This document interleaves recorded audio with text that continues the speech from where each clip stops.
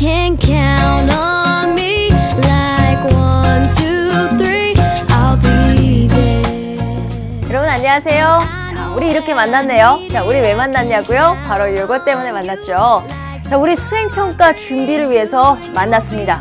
자, 수행평가인데 여러분이 가진 교재, 올림포스 교재면 맞고요. 올림포스 교재 중에서도 영어 독해 기본 1편을 가지고 계시고 또 수행평가 만점을 받고자 하는 학생이면 잘 들어오셨습니다. 자, 아까 말씀드린 것처럼 우리는 수행평가를 우리는 정말 만점을 받아야만 하는데요. 정말 이제는 내신이 정말 중요해졌잖아요. 근데 내신에서도 빠질 수 없는 평가 요소 중에 하나가 수행평가란 말이죠. 그러면 우리 수행평가를 어떻게 준비해야 되는지 이곳에서 연구를 하는 집중연구소인데요. 먼저 수행평가가 뭔지, 나한테 왜 수행평가가 왜 중요한지부터 한번 살펴봐야 되겠죠? 자, 보면 여러분, 우리는 바로 이런 대상이기 때문에 그렇습니다. 자, 우리가 고등학교 1학년이잖아요. 근데 이 고등학교 1학년도 그냥 고1이 아니라 2018학년도 고1이거든요. 이 2018학년도에 고1이 되는 학생들을 위해서 이미 그 이전에 몇 년 전부터 많은 교육가들이 교육과정을 새로 만들었어요. 몇 년도에? 2015년도에 만들었거든요. 그래서 2018학년도에 1학년이 되는 학생들을 위해서 우리 영어를 한번 다르게 가르쳐 볼까요? 이렇게 만들어진 거예요. 그런데 그 중에서도 변화의 한 흐름이 바로 뭐냐면 수행평가에 대한 비중을 조금 높이자라는 것이 바로 여러분들 1학년에 해당되는 내용입니다. 선생님, 그 이전에도 있었는데 수행평가를 어떻게 비중을 높이죠? 어떻게 높이냐면 여러분, 예전에는 얘들아 수행평가 해야 되니까 주말에 글 하나씩 써오도록 한 다음에 월요일에 선생님들이 딱 걷어갖고 그걸 가지고 수행평가를 줬단 말이죠. 근데 이제는 안 돼요. 그런 게 아니라 선생님이 그 어떤 장문을 쓰게 하기 위해서 이 아이가 어떻게 생각하는지, 이 아이가 어떤 단어를 쓰는지, 우리 학생이 단락을 어떻게 구성하는지, 이 아이의 생각은 무엇인지, 즉 결과만 보는 것이 아니고 종이 한 장으로 된 결과만 보는 게 아니라 과정 전체를 다 함께 보는 거예요. 언제? 수업 시간 안에서요. 반드시 수업 시간 안에서 처음과 끝이 이루어져야 된다는 거죠. 그렇다면 인터넷에서 찾아봐서 이렇게 쓱 안 되겠다. 그죠? 그 다음에 남 쓴 거 잘 본 거 보고 요거 표현 이런 것도 안 되겠어요. 어떻게 해야 돼요? 무조건 절대적으로 내 힘으로 써야 된다는 것을 의미합니다. 자, 그렇다면 내한테 그런 능력이 있는가 한번 살펴봐야 되겠는데요.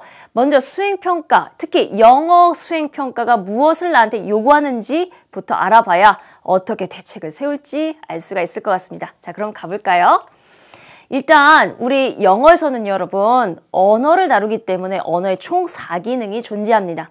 이 4기능을 통해서 언어의 4기능 혹은 4가지 기능을 통해서 우리는 언어를 습득하는데요. 4가지 기능 중에서 나머지 영역은 충분히 우리가 평소 시험에서도 테스트를 받거든요. Listening, Reading, 수능에서도 그렇고요. 연합 학력평가에서도 이런 평가를 받습니다. 선생님 말하기는요? 말하기도 역시 평가를 받는데 물론 이거는 보통의 어떤 지필고사, 문자화된 고사에선 잘 보지 않지만 스피킹 테스트 같은 경우는 선생님들이 조금 까다로워하세요. 왜 그러냐면 여러분, 학생이 스피킹 테스트를 막 했는데 순간적으로 말하는 것이 사라지잖아요. 그렇기 때문에 스피킹 테스트는 조금 학교 현장에서 활용하기가 어렵습니다. 그러나 난 스피킹 테스트를 반드시 하고야 말 거야 라고 하시는 선생님들은 녹음을 한다거나 아니면 음성 녹음 파일을 제출하라고 해서 하실 수도 있겠죠. 어쨌든 많은 선생님들이 선호하는 것은 스피킹보다 바로 뭐라고요? 글쓰기 장문을 선호하신다고요. 선생님 왜요? 글쓰기 장문에는 그 사람의 사고를 알 수 있고요. 그 사람의 어휘 수준을 알 수 있고요. 단어와 단어를 묶었으니 그 사람의 문법 수준도 알 수 있고요. 마지막으로 전체 글을 쓰는 방식을 알고 있는가가 글 전체 한 장에 표현되어 있거든요. 그리고 중요한 건 수행평가이기 때문에 평가지가 시험이 끝나고도 결과물로서 객관적 증거로서 남을 수 있기 때문에 누군가가 이의 신청했을 때 보여줄 수 있거든요. 그렇기 때문에 라이팅이 아마 학교에서 대부분 많은 수행평가를 담당하게 될 겁니다. 선생님 그러면 글쓰기를 연습하면 되는데 어떻게 하면 되죠? 너무 어렵죠? 우리나라말 글쓰기도 어려운데 영어 글쓰기라니요. 먼저 글쓰기라고 하는 것은 나에게 무슨 능력을 요구하는지부터 보겠습니다. 라이팅이 바로 뭔가요? 바로 이거군요. 연필로 끄적끄적. 근데 여러분 좋아요. 일단 연필을 끄적끄적 쓰는 것이 글쓰기라면 그 누구나 다 할 수 있겠어요. 그러나 영어 글쓰기, 우리나라 말 글쓰기도 그렇고요. 장문 글쓰기는 그렇지 않겠죠. 글을 쓴다는 것, 인간이 글을 쓴다는 건 여러분 단순히 연필로 극적극적 하는 것이 아니라 내가 생각하는 것이 연필을 통해서 밖으로 나와야 돼요. 그렇다면 뭐가 있어야 돼? 뭔가 아는 게 있어야 돼요. 어떤 토픽에 대해서, 어떤 소재에 대해서 쓰려면 그 소재에 관련돼서 알고 있어야 돼요. 아니 그러려면 뭐 해야 될까요? 그거에 대해서 먼저 알아야 되고 그 표현에 대한 영어 단어를 알아야 되고 영어 단어를 연결 짓는 어법과 구문을 알아야 되겠죠. 그래서 잘 표현한 글의 장문을 우리는 제출하게 될 겁니다. 선생님 그러면 배경 지식 알고 단어 알고 문장 알면 그냥 쓰면 되겠네요. 아니야. 영어 글쓰기는 여러분 일종의 어떤 스타일과 형식이 필요한데요. 그건 나라마다 문화권마다 언어마다 다르답니다.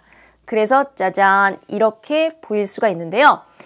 유명한 박사가 연구를 했어요. 왜 언어마다 사람들은 글 쓰는 방식이 왜 다를까?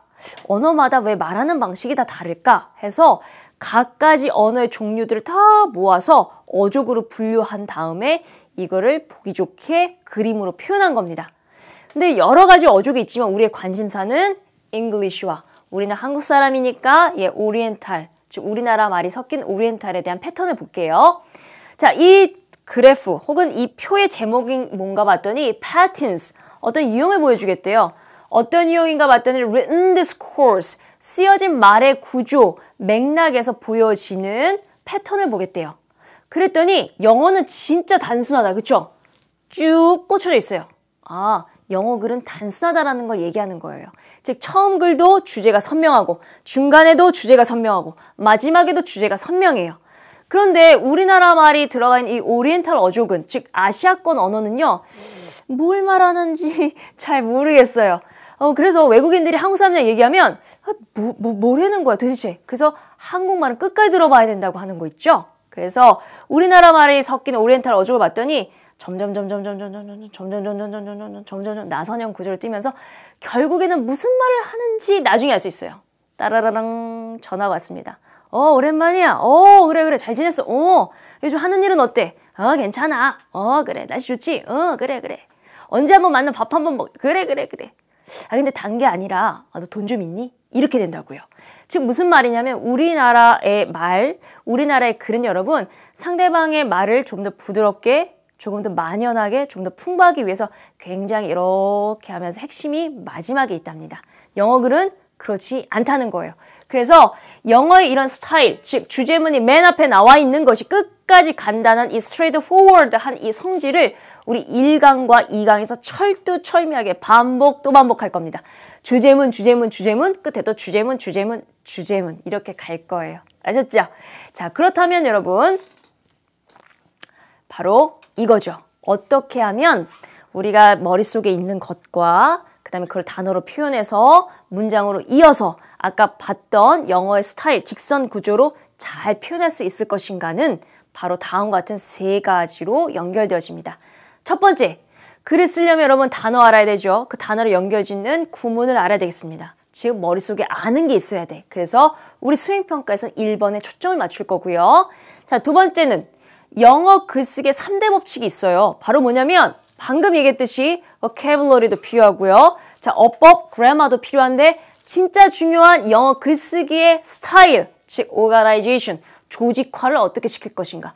우리나라 사람 생각과는 달리 어떻게 단순하게 표현할 것인가. 요 세 가지에 대해서 끝까지 연구하는 연구소가 바로 이 자리일 겁니다. 자, 마지막으로 여러분 글쓰기 수행평가 5, 네 하고 내는 게 아니라 여러분 반드시 체크리스트. 한번 쓴 글은 여러분 또 보면 뭔가 또 잘못 쓴 게 보여요. 또 두 번째 보면 뭔가 이 표현 다른 게 보여요. 또 세 번째 보면 고쳐야 될 부분이 또 보입니다. 여러분만 그런 게 아니고요. 저도 그래요. 제가 쓴 글을 보면 볼수록 에러가 나오거든요. 그러니까 만점 팁을 받기 위해서 선생님이 체크리스트를 만들어 드릴게요. 그래서 수행평가 직전, 제출하기 직전에 여러분들이 확인하셔야 될 그런 중요한 요소를 말씀드리도록 하겠습니다.